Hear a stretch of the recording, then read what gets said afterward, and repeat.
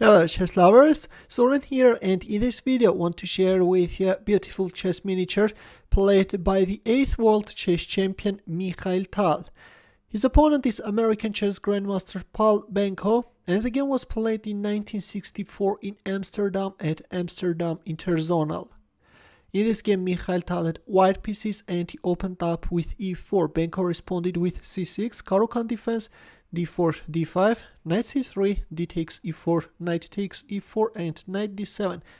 Nowadays this is known as Karpov variation, the short-term goal of which is to play knight gf6, and then if knight takes f6 then recapture with a queenside knight, not allowing white to damage his pawn structure on the king side.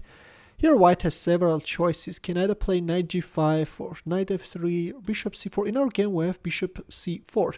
Knight f6, knight g5, already we have a direct mating threat, right? That's why black played e6, and queen e2, this time the threat is knight takes f7.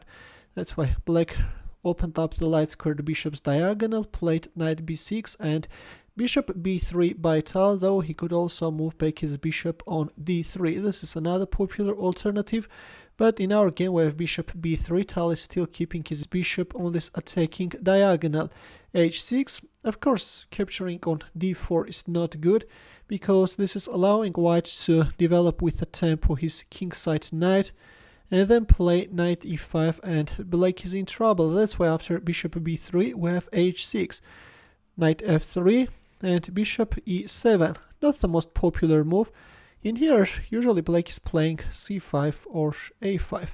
According to modern theory, these are the most popular moves, and I have to tell you that Karpov himself was making these moves in this position, but in our game we have bishop e7, knight h3, a standard idea in caro-kann defense. White is bringing his knight on f4, c5, bishop e3, knight d5, and white castles queenside. Already white has developed all his pieces, has completed castling, connected his rooks, and is ready for an attack. Knight takes e3, f takes e3. Right now the threat is d takes c5. That's why black moved away his queen from the dangerous d file, and this time we have knight e5, a6, and there it goes, g4. As I have already mentioned, everything is ready for the attack and tal goes for it.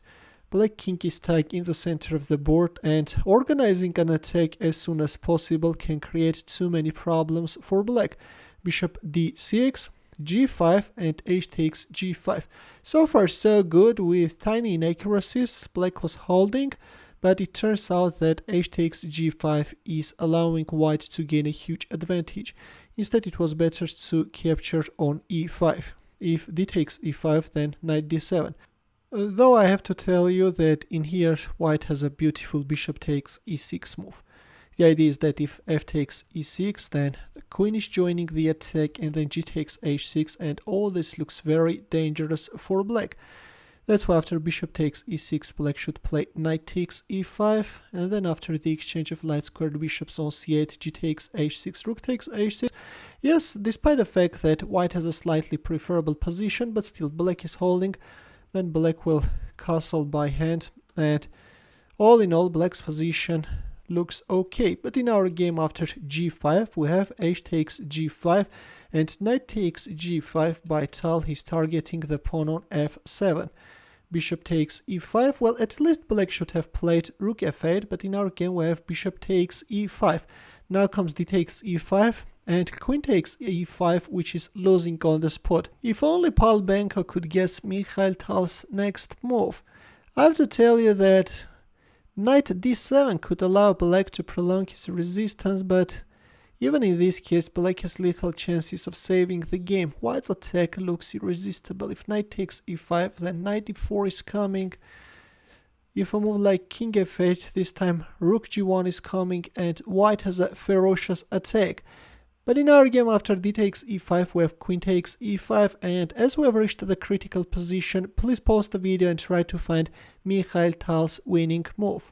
I have to tell you that a few days ago I used this position as a daily puzzle, and in case you are not missing my games, then definitely you have seen this puzzle already. So in here, relying on the vulnerability of black queen-tal played rook d8 check. A beautiful move, right? The idea is that now if king takes d8, then this is tapping into a deadly royal fork. That's why all black could do was to play king e7, but this time Benko lost his rook on h8.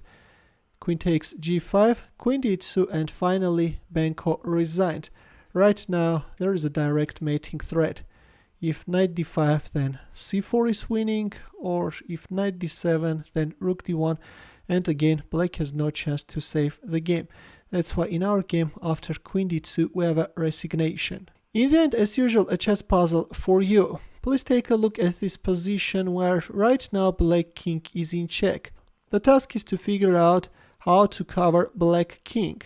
I will wait for your answer in the comment section. Thanks for watching. Here are more suggestions for you. Feel free to check them out as well.